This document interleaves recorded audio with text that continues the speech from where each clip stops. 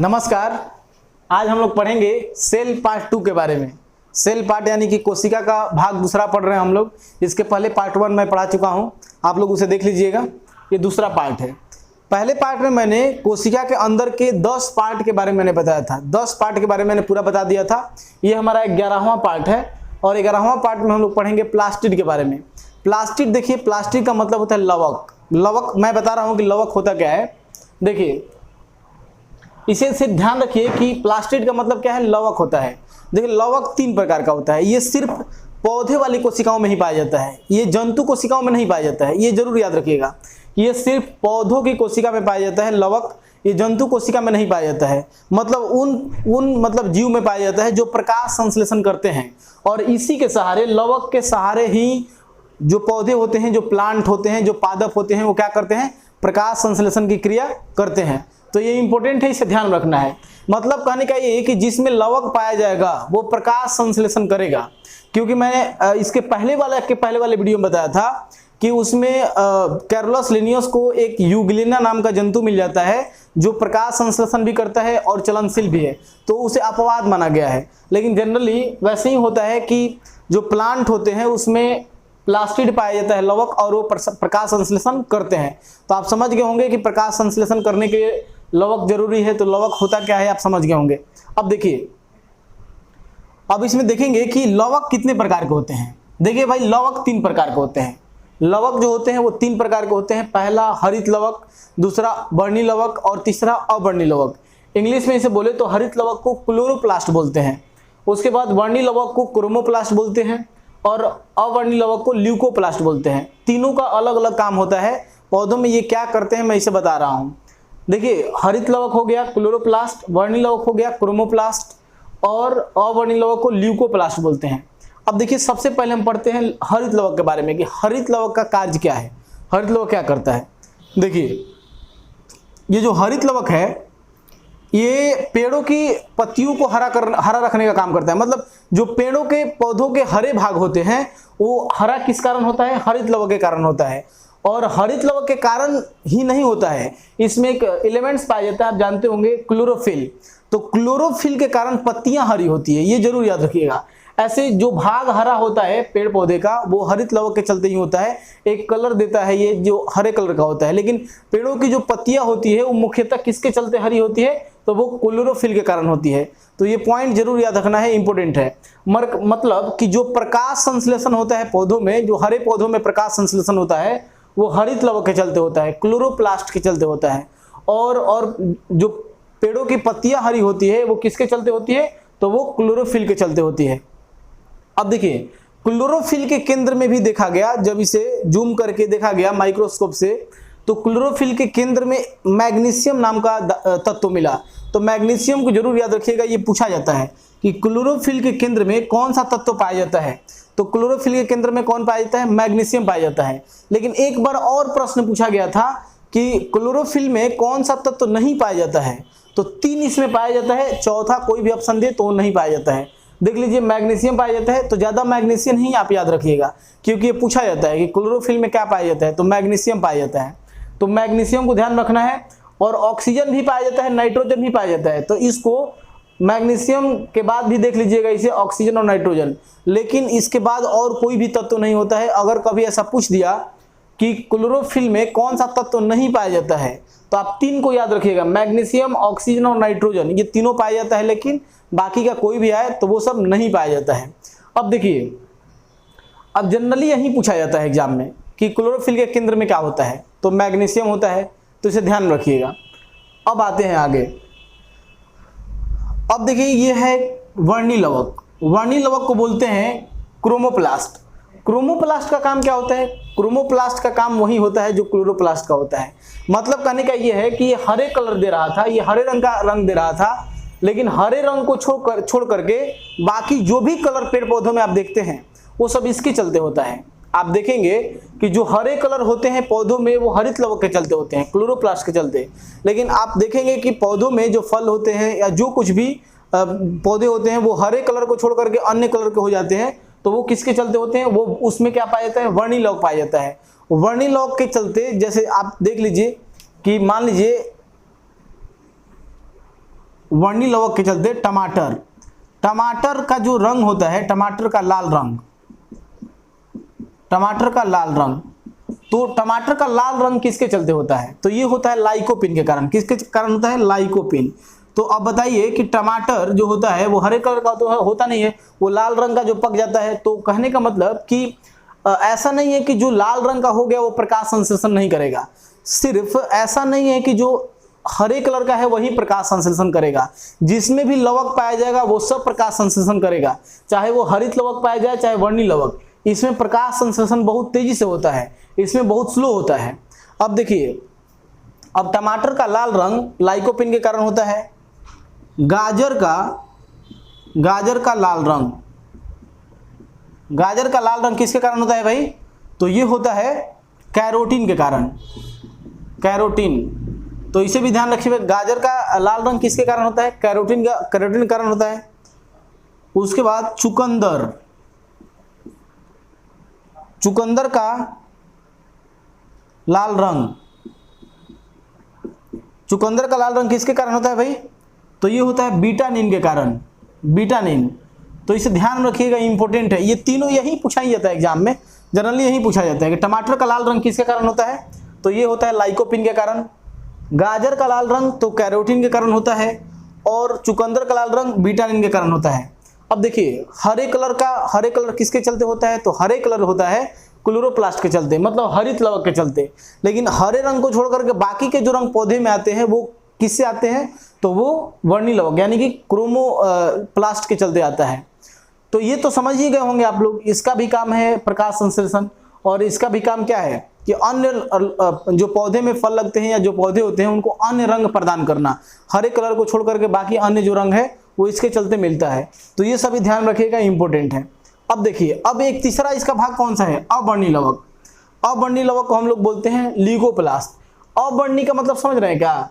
अवर्णी, वर्णी लगा है तो मतलब कलर दे रहा है, लेकिन यहाँ पे कोई कलर नहीं देता है, अवर्णी है ये, मतलब ल्यूकोप्लास्ट। यहाँ पे कोई कलर नहीं है, कोई रंग नहीं आता है। ये मुख्यतः जड़ों में पाया जाता है। कहाँ पाया जाता है? जड़ का कौन सा रंग होता है? आप देखे होंगे जड़ का कोई रंग नहीं होता है, कोई कलर नहीं होता है।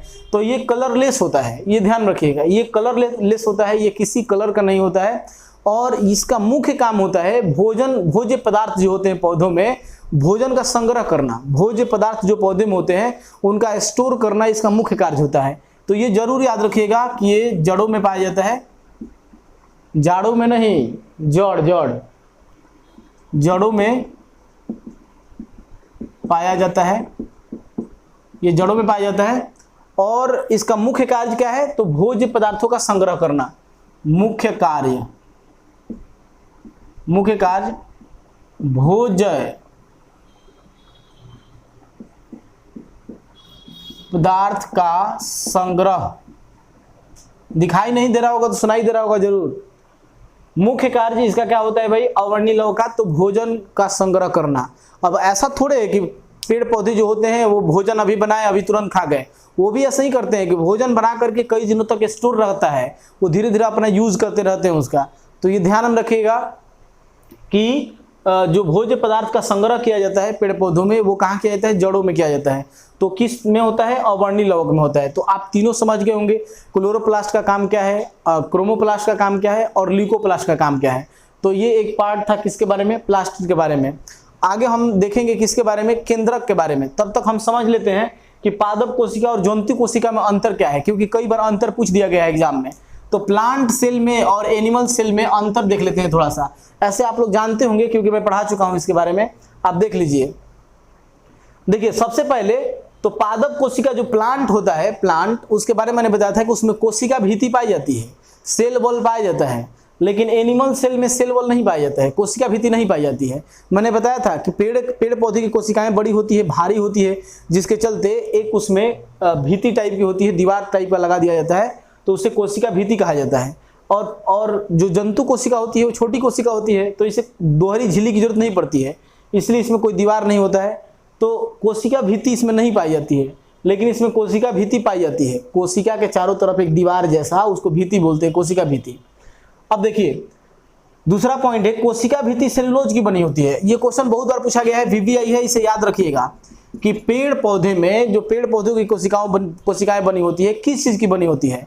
तो ये पेड़ पौधे की जो कोशिका बनी होती है सेलुलोज की बनी होती है। किसकी बनी होती है? सेलुलोज की।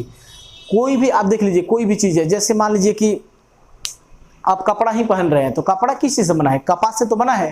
कपास में क्या होता है? सेलुलोज होता है। तो पेड़ पौधे को ही यूज कर रहे हैं ना आप कोई भी चीज यूज कर रहे हैं, जैसे कागज आप पढ़ने के लिए यूज करते हैं, किताब यूज कर रहे हैं, तो किताब क्या है? किताब भी तो पेड़ से बना है। तो पेड़ में क्या होता है? सेलुलोज होता है।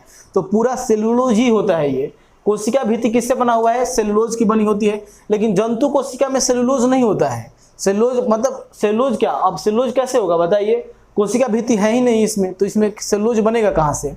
अब देखिए, अब यहां से देख लीजिए कि इसमें वैकुल्स बड़ा होता है। वैकुल्स क्या होता है? वैकुल्स को बोलते हैं रसधानी, शायद हिंदी में रसधानी ही बोलते हैं। वैकुल्स बड़ा होता है। देखिए, पेड़ पौधे को पानी की बहुत ज्यादा जरूरत पड़ती है, और वैकुल्स का काम क्या होता है? वैकुल्स का काम है कोशिका में पानी को एक जगह से दूसरी जगह या पानी को स्टोर करके रखना। तो पानी को एक जगह से दूसरी जगह पहुंचाने का भी काम वैकुल्स करता है। तो पेड़ पौधे को बहुत ज्यादा पानी की जरूरत पड़ती है, इसीलिए इसमें वैकुल्स बहुत बड़ा होता है।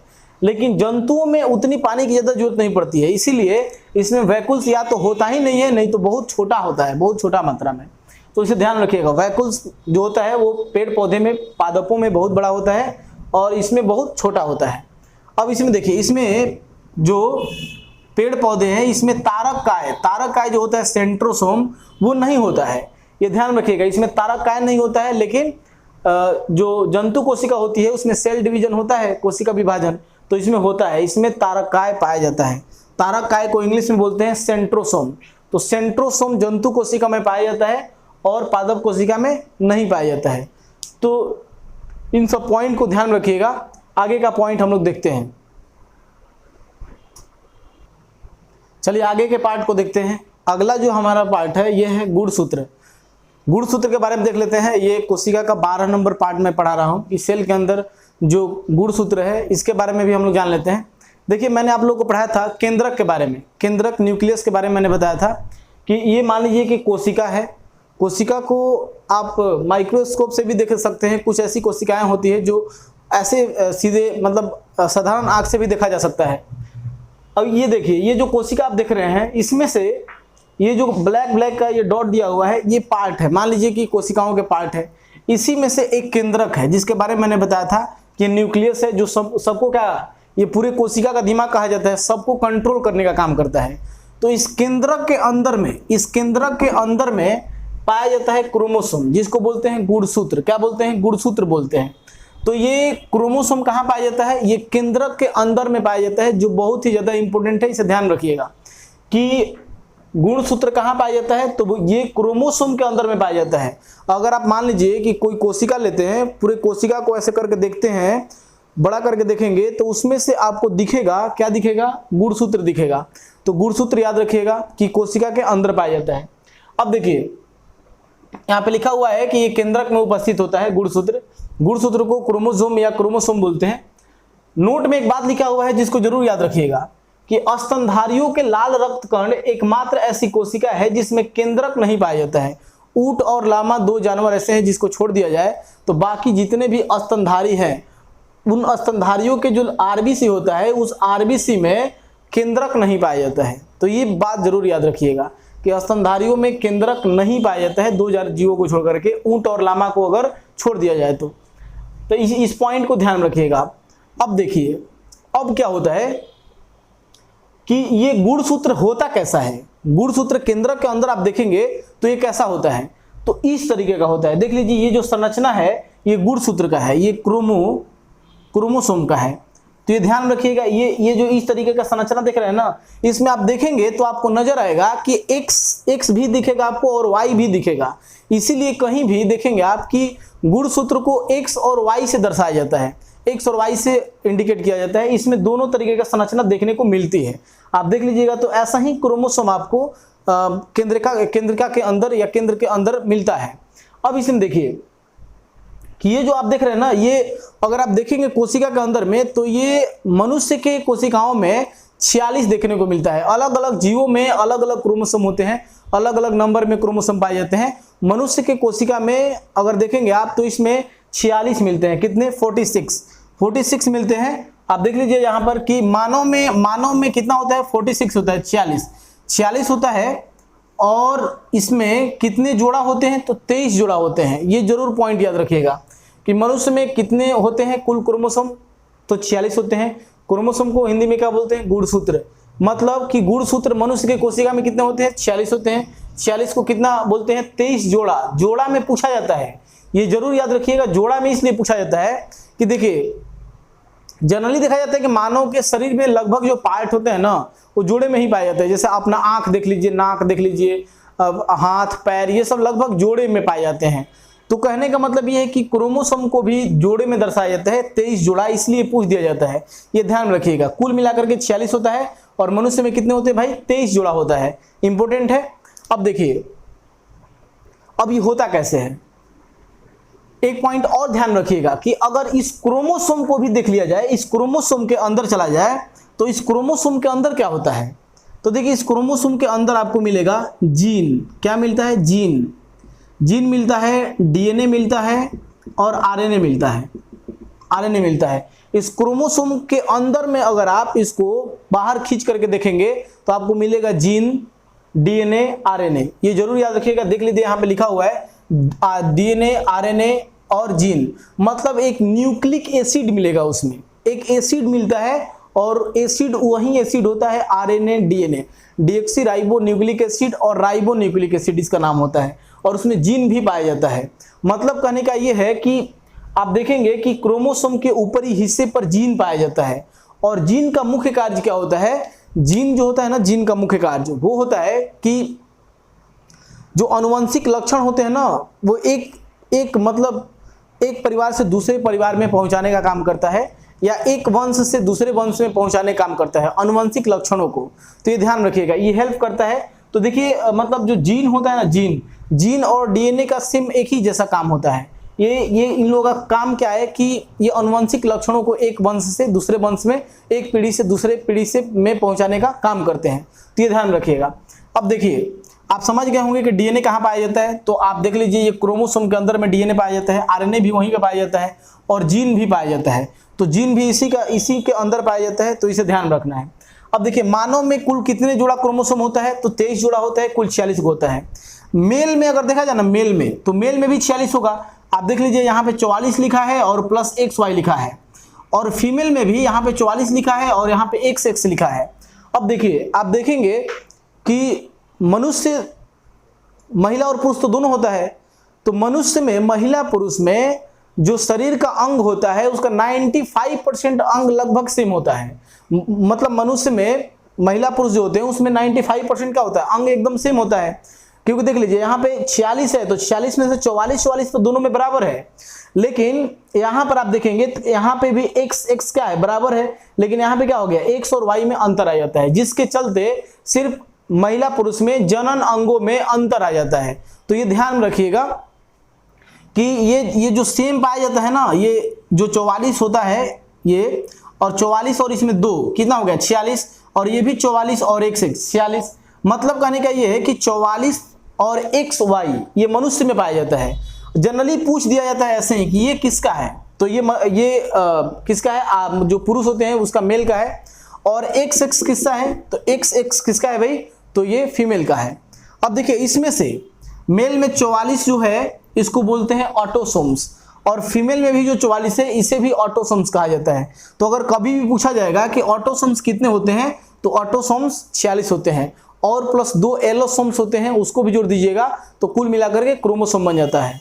बात समझ गए होंगे आप लोग। मतलब कहने का ये है कि ऑटोसोम्स कितने होते हैं, 44 दोनों में होते हैं, महिला पुरुष दोनों में होते हैं, बशर्ते कि एलोसोम्स जो होते हैं वो अलग हो जाते हैं, दो अलग हो जाते हैं। तो यहाँ पर देख रहे हैं ना XY, ये जो एलोसोम्स होते हैं ये XY है, ये मेल में पाए जाते हैं, और XX फीमेल में पाए जाते हैं। तो ये ध्यान रखना है। आगे मैं बताऊंगा इसके बारे में कि जो संतान पैदा होता है तो वो किस पे डिपेंड करता है, माता पे डिपेंड करता है कि पिता पे डिपेंड करता है। आंसर याद रखिएगा, पिता पे डिपेंड करता है। मतलब कहने का है कि वो XX पे डिपेंड नहीं करेगा, XY पे डिपेंड करता है। तो ये कभी कभी प्रश्न MCQ में पूछ दिया जाता है कि जो संतान पैदा होता है वो क्या पैदा होगा, लड़का होगा कि लड़की होगा, ये किस पे डिपेंड करेगा, तो ये XY यानी कि मेल वाले क्रोमोसोम पे डिपेंड करेगा। ये ध्यान रखिएगा। अब देखिए आगे पता चल जाएगा कि क्यों ऐसा होता है। तो 44 वाले को क्या बोला जाता है? 44 वाले को ऑटोसोम्स बोला जाता है। तो ये इंपॉर्टेंट है, इसे ध्यान रखिएगा। देखिए गुणसूत्र जो शब्द है ना क्रोमोसोम्स, तो क्रोमोसोम्स का शब्द का सर्वप्रथम प्रयोग कौन किया था? तो ये वाल्डेयर ने किया था। तो ये याद रखिएगा, ये भी एग्जाम में पूछा जाता है कि क्रोमोसोम शब्द का प्रयोग कौन किया था भाई? तो ये वाल्डेयर ने किया था। अब आगे देखते हैं। अब इसमें देखिए प्रत्येक गुणसूत्र पर जीन पाए जाते हैं, ये लिखा हुआ है यहाँ पर। ये पॉइंट जरूर याद रखिएगा कि जीन कहाँ पाए जाते हैं। तो जीन कहाँ होते हैं भाई? तो ये गुणसूत्र के अंदर होते हैं। इसका मुख्य कारण क्या है? मुख्य काम क्या है कि अनुवंशिक जो होते हैं ना, अनुवंशिक कार्य करना। अनुवंशिक कार्य मतलब अनुवंशिक लक्षणों को एक जगह से दूसरे जगह पहुंचाने का कार्य करना। अब देखिए गुणसूत्र जो होते हैं, गुणसूत्र वो किसके किसके बने होते हैं? क्रोमोसोम। ये नोट कर लीजिएगा, कहीं VVI है, ये पूछा गया एग्जाम में कि जो गुणसूत्र होते हैं वो किस किस चीज के मिलकर बने होते हैं। तो देख लीजिए हिस्टोन, प्रोटीन और DNA का बना होता है। हिस्टोन, प्रोटीन और DNA का बना होता है। हिस्टोन एक लिक्विड होता है उसमें, तो हिस्टोन, प्रोटीन और DNA का बना होता है गुणसूत्र। तो ये पॉइंट जरूर याद रखिएगा, ये आता ही है एग्जाम में कि गुणसूत्र किसका बना होता है? हिस्टोन, प्रोटीन और DNA का। याद हो गया? आगे देखिए। अब देखिए इसमें जो जीन है, जीन का तो काम है कि अनुवंशिक लक्षणों का कार्य करना, मतलब एक पीढ़ी से दूसरी पीढ़ी तक अनुवंशिक लक्षणों को पहुंचाना। DNA का भी सेम ऐसा ही काम होता है। DNA भी क्या करता है ना कि DNA ही सूचना देता है जाकर के।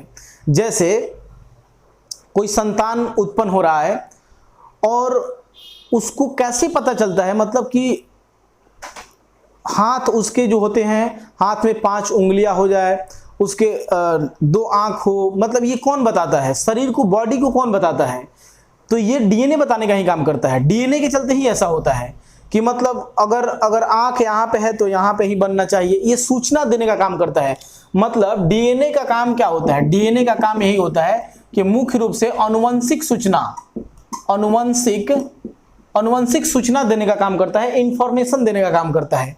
और इंफॉर्मेशन देता है शरीर के अंदर, बताता है कि ये मनुष्य हैं, इनका जो हाथ है वो 2 ही होना चाहिए और 2 पैर होना चाहिए, आंख 2 होनी चाहिए, नाक 1 होना चाहिए लेकिन उसमें सांस लेने के लिए छेद 2 होने चाहिए, मुंह उसके 1 होने चाहिए। मतलब कहने क्या है कि इस तरीके से। अब ये नहीं कि उसका नाक जो है वो यहाँ लगा दिए और कान खींच करके यहाँ पे लगा दिए, मतलब इस तरीके से नहीं बन सकता है। तो ये सब किसके चलते होता है? ये DNA के चलते होता है। कभी कभी क्या होता है कि DNA से मिस हो जाता है। DNA जब इंफॉर्मेशन पहुंचाता है, सूचना पहुंचाता है, तो उससे कहीं गलती हो जाती है। तो गलती हो जाती है तो वहीं कहीं कहीं टेढ़ा हो जाता है। आप देखेंगे कि अंग का टेढ़ा होना या कान एक तरफ का गायब हो जाना, नाक अजीब तरीके का हो जाता है ना, ऐसा मुंह टेढ़ा। तो कहने का मतलब ये कि ये DNA का गलत इंफॉर्मेशन के चलते ऐसा हो जाता है। तो ये सब ध्यान रखिएगा कि ये अनुवंशिक सूचना पहुंचाने का काम करता है और ये अनुवंशिक लक्षणों को एक पीढ़ी से दूसरी पीढ़ी में पहुंचाने का काम करता है। तो कौन करता है? जीन करता है। तो आप लोग इतनी बातों को जरूर समझ गए होंगे। और DNA और RNA एक पूरा चैप्टर नहीं है, हम लोग इसे अच्छे से पढ़ेंगे।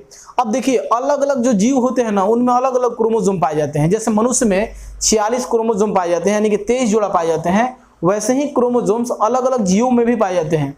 तो उनको भी थोड़ा सा देख लेते हैं, क्योंकि वो कभी कभी एग्जाम में पूछ दिया जाता है।